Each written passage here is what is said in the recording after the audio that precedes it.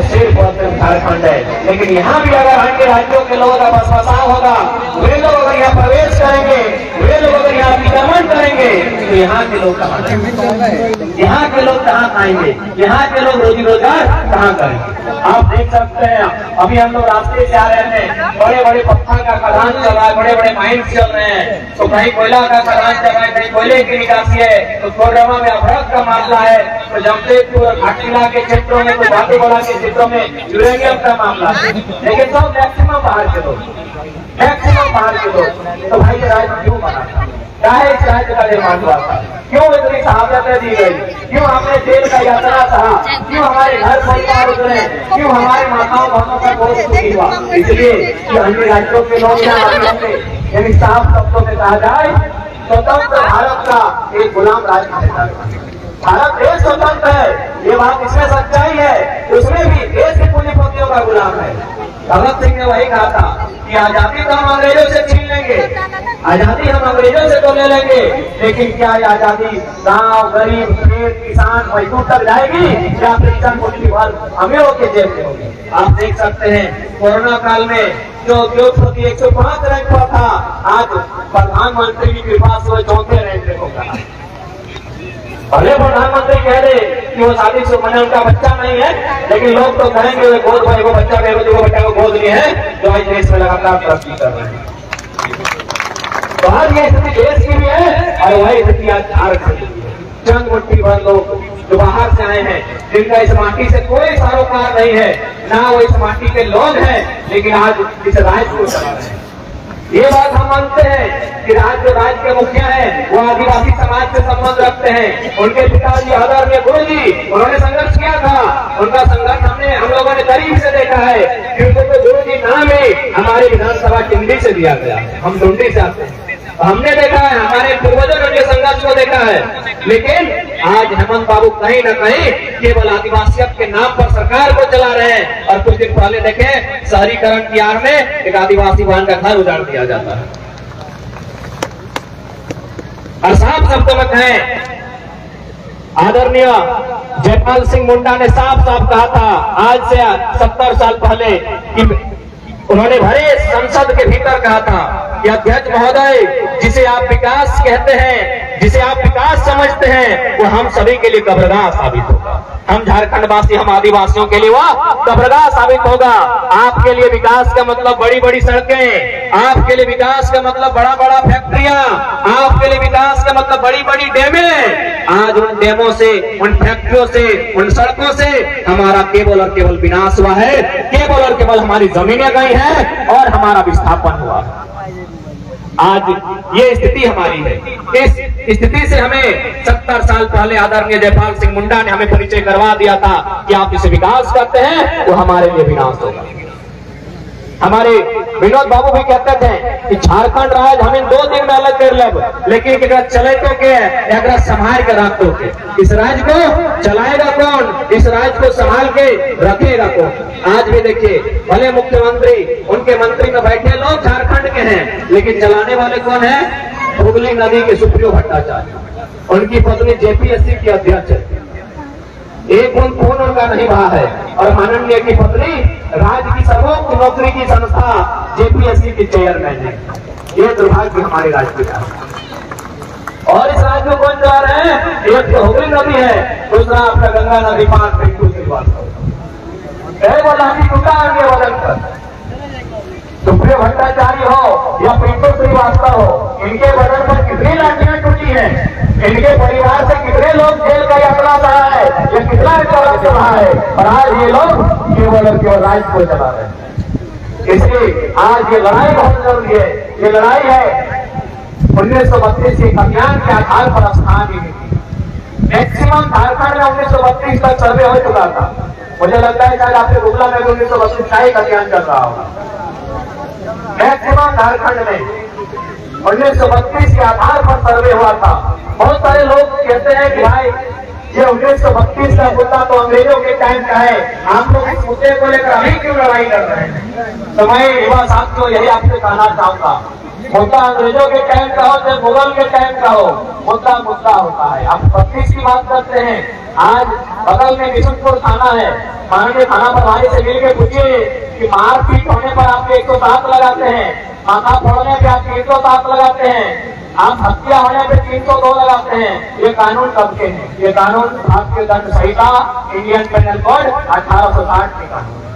जब इस देश में 1860 के कानून चलेंगे, जब इस देश में 1860 के कानून चल सकते हैं, तो भाई हमारा 1932 क्यों नहीं चलेगा? जब 1860 के कानून मान्य हो सकते हैं, तो 1932 का कानून क्यों नहीं मान्य होगा? आप लोग पढ़े लिखे लोग हैं, आप लोग समझदार लोग हैं, बताइए इसलिए मान्य नहीं होगा क्योंकि 1932 किस प्रकार इस ग्राउंड में बाउंड्री है, बाहरी लोग के लिए बाउंड्री बन है। इस प्रकार इस ग्राउंड में बाउंड्री देख रहे हैं, बाहर के लोग जो हमारी नौकरियों को छीन रहे हैं, जो हमारे रोजगार को छीन रहे हैं, उनके लिए 1932 एक बाउंड्री वाल बन जाएगी। इसके 1932 के लिए एक भ्रमित फैलाते हैं। इतना नहीं, भारतीय संविधान अनुसूची 9 में भूमि सुधार कानून है। भूमि सुधार कानून में तमाम भारत देश के जो तमाम राज्य हैं उनका भूमि सर्वे सेटलमेंट का रिकॉर्ड है।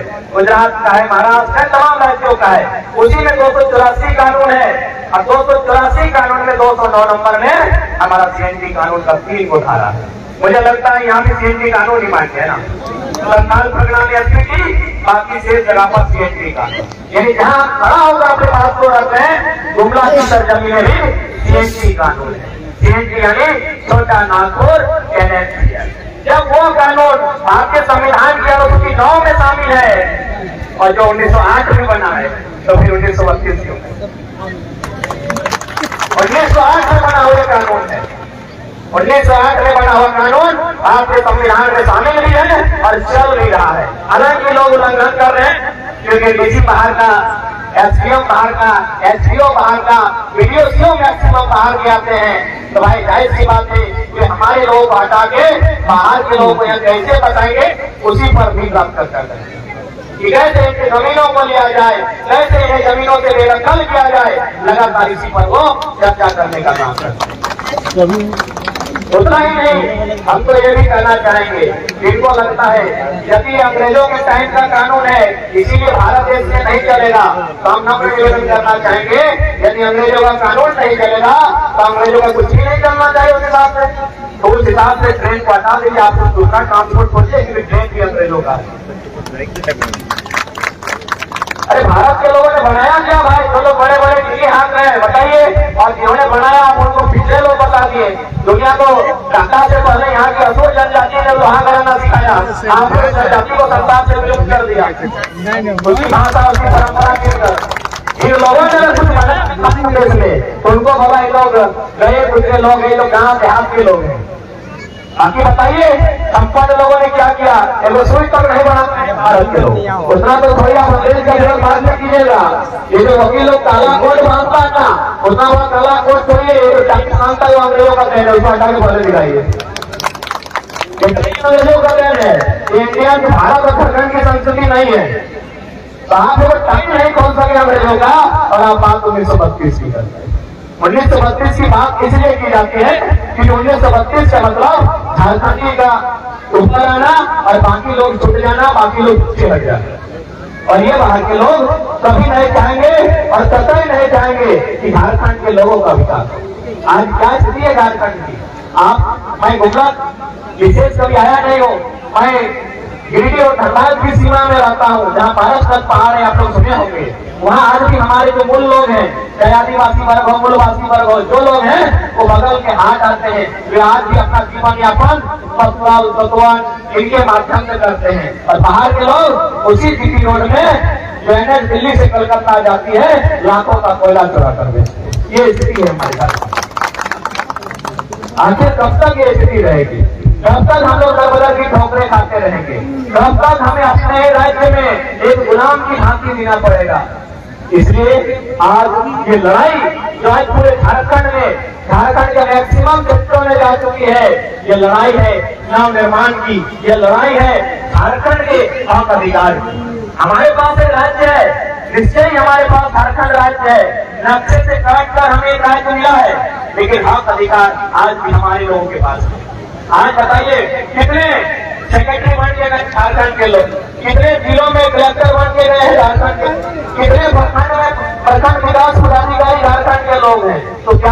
लोग मजदूरी करने के लिए हैं। झारखंड क्यों बना था?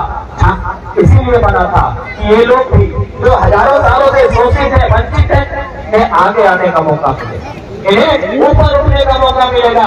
इसी उद्देश्य के साथ, इसी मकसद के साथ झारखंड राज्य का निर्माण हुआ था।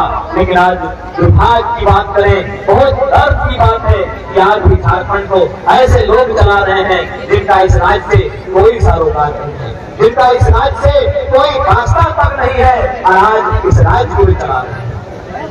सीधा जानिए, कोई भी जब राज्य बनता है, नया राज्य वैसे ही बनता है, उस राज्य, अभी उदाहरण के लिए समझाते हैं, इतना बड़ा फुटबॉल का खेल हो रहा है, ग्रामीण का खेल अभी जब हम लोग 5 मिनट का पेनल्टी खेलेंगे, इसको खेलने के लिए नियम की आवश्यकता होती है ना।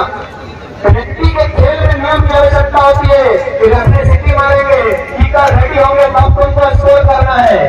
जब 5 मिनट के खेल में नियम की आवश्यकता होती है, तो इतना बड़ा झारखंड में नियम चाहिए कि नहीं चाहिए? नियम से कुछ नहीं चलता है। हम लोग अभी इतना बड़ा खेत देखे हैं, जैसी बात बैल के माध्यम से जोते होंगे, उसमें भी नियम है कि बाएं से दाएं बैल घूमेगा, अगर दाएं से बाएं तो फाड़ लगेगा। कौन सा होगा? हाल का जो लोहा लगाता है, हम लोग फाड़ बोलते हैं, तो उसका जो हल जोतने का नियम है कि बाएं से दाएं, धान को रोकने का नियम है कि आगे से पीछे, फुटबॉल में खेलने का नियम है कि रेफरी सिटी मारेगा तब कीपर किक करेगा। लेकिन इस राज्य में कोई नियम नहीं। पहला नियम बनता है स्थान की नीति।